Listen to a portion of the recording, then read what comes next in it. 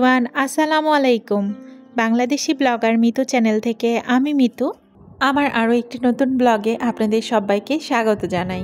যেখান থেকে আমার আজকের ভিডিওটি দেখছেন, আশা করি আল্লাহর রহমতে সবাই ভালো আছেন, সুস্থ আছেন। আলহামদুলিল্লাহ, আল্লাহর অশেষ রহমতে আমরাও ভালো আছি, সুস্থ আছি। কে কোথায় থেকে আজকের ভিডিওটি দেখছেন কমেন্ট করে জানাতে ভুলবেন না।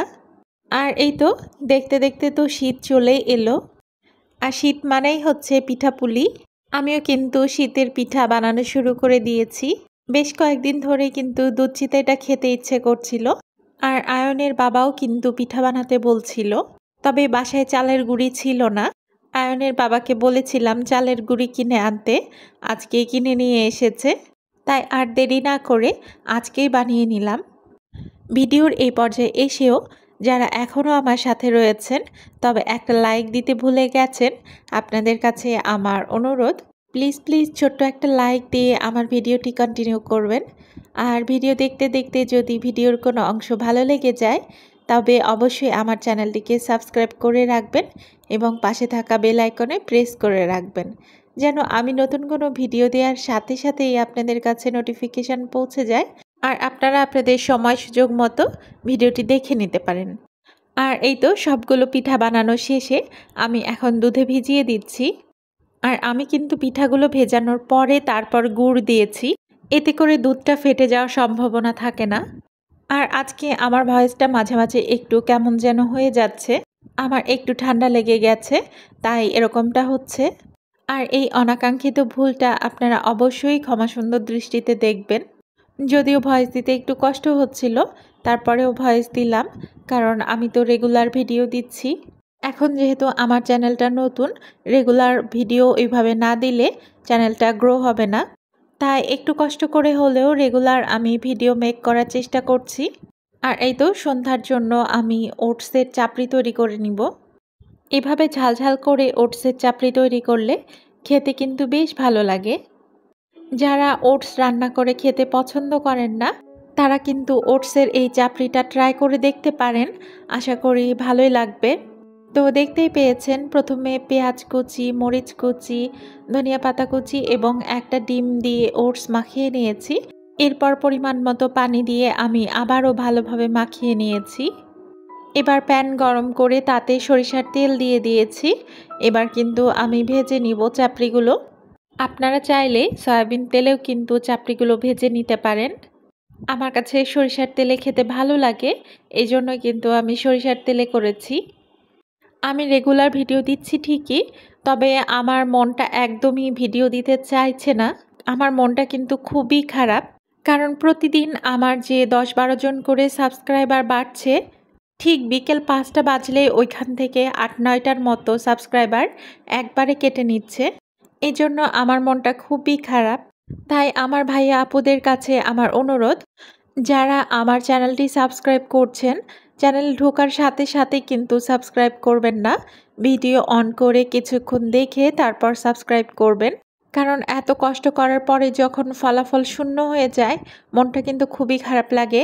আমি যেসব ভাইয়া আপুদের চ্যানেল সাবস্ক্রাইব করি, সবসময় কিছুক্ষণ ভিডিও দেখার পরে তারপর লাইক দিই, সাবস্ক্রাইব করি। এতে করে না সাবস্ক্রাইব আর লাইক কেটে নেয় না। এর মধ্যে কিন্তু আমাদের সন্ধ্যার নাস্তা বানানো, খাওয়া সব কিছুই হয়ে গেছে। আর এই তো এখন দেখতেই পাচ্ছেন, আমি মিষ্টি কুমড়ার খোসাটা ছাড়িয়ে তারপর মিষ্টি কুমড়াটা কেটে নিব, আর সাথে কিছু পুঁইশাকও কেটে নিব। আমি পরের দিন যে রান্নাটা করব, সেই রান্নার প্রস্তুতি আগের দিন রাতেই নিয়ে রাখি, মানে সবজি কাটাকুটিগুলো করে রাখি। এতে করে দেখা যাচ্ছে সকালের কাজটা অনেকটা এগিয়ে যায়, অত তাড়াহুড়ো আর করতে হয় না। যেহেতু একটা সংসারে অনেক কাজ থাকে, সকালবেলা উঠে বাচ্চাকে রেডি করে স্কুলে পাঠানো, টিফিন তৈরি করে দেওয়া, সকালের নাস্তা বানানো, তাই এই সবজি কাটাকুটির কাজগুলো এগিয়ে থাকলে কিন্তু সকালে আর অত দৌড়ঝাঁপ করতে হয় না। এই জন্য সবসময় আমি চেষ্টা করি আগের দিন রাতেই সবজিগুলো কেটে কুটে রাখার। এছাড়াও দেখা যাচ্ছে যেসব রিফিল করার কাজগুলো থাকে, জিনিসপত্র রিফিল করেও আমি রাতের বেলায় রাখি। আর আমার বাসায় যখন ডিম আনে তখন আমি রাতের বেলায় ধুয়ে রাখি, এতে করে কিন্তু সকালবেলা আর ওইভাবে ঝামেলা হয় না। আর আমার সকালবেলা একটা অভ্যাস আছে, আমি জানি না আর কারো এই অভ্যাস আছে কি না। সকালবেলা ঘুম থেকে ওঠার পরে তাড়াহুড়ো করে কাজ করতে আমার একদমই ইচ্ছে করে না। রাতের বেলা কিন্তু আমি অনেক কাজ করতে পারি, কিন্তু সকালবেলা উঠে ওই যে তাড়াহুড়ো করে কাজ করা ওটা আমার হয় না। তাই আমি সবসময় চেষ্টা করি রাতের বেলায় কাজগুলো এগিয়ে রাখার। আর এই তো আপনাদের সাথে কথা বলতে বলতে সবজি কাটা হয়ে গেছে। এখন আমি এগুলো ধুয়ে পানি ঝরিয়ে আবারও ফ্রিজে উঠিয়ে রাখবো। মানে একদম রেডি করে রাখি, শুধু রান্নার আগ মুহূর্তে বের করি।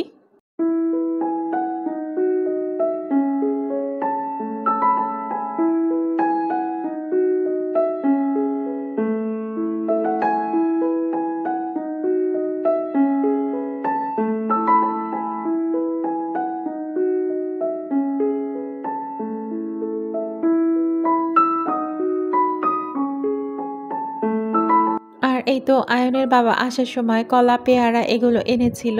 ওগুলোই এখন গুছিয়ে নিচ্ছি। আর আমার বাসায় কিন্তু খুব বেশি ফলের প্রয়োজন হয়, যেহেতু আমি আয়নের বাবা দুইজনেই ডায়েট করি। আর আয়নও কিন্তু ফল খেতে বেশ পছন্দ করে। তাই ১-২ দিন পরপরই কিন্তু ফল আনে। আর আমার প্রায় ভিডিওতে কিন্তু আপনারা খেয়াল করবেন, আমি কিন্তু আপনাদের সাথে ফল গোছানোর ভিডিওটা শেয়ার করি। আমার কিন্তু ফল গোছানোর ভিডিওটা শেয়ার করতে ভালো লাগে। কারণ আমি যখন নিজে এই ভিডিওটা দেখি, তখন কিন্তু আমার কাছে অনেক ভালো লাগে। কারণ ফলগুলো তো একটু কালারফুল হয়।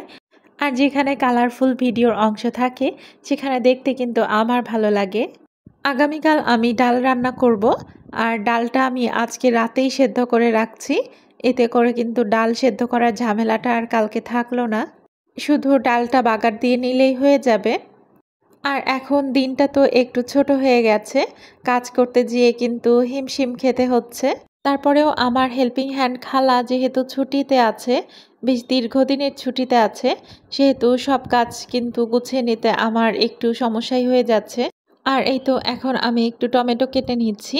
এটা ডালের সাথে আমি সেদ্ধ করে নিব। এই সময়ে টমেটো দিয়ে ডাল খেতে কিন্তু বেশ ভালো লাগে। শীত মানেই কিন্তু অনেক রকম সবজির মেলা। আর শীতের সবজিগুলো খেতেও কিন্তু ভালো লাগে। আর খাওয়ার চেয়ে দেখতেই বেশি ভালো লাগে, কারণ বিভিন্ন রঙের সবজি পাওয়া যায় শীতে। যখন আয়নের বাবা শীতের সময় সবজি বাজার করে নিয়ে আসে, আমি বসে থেকে থেকে তো দেখি সবজির কালারগুলো আমার কাছে এতই ভালো লাগে। আর সব শেষে আমি টেবিলটা মুছে নিচ্ছি। আর আজকে কিন্তু এখান থেকে বিদায় নিয়ে নিতে হচ্ছে। সবাই ভালো থাকবেন, সুস্থ থাকবেন। আল্লাহ হাফেজ।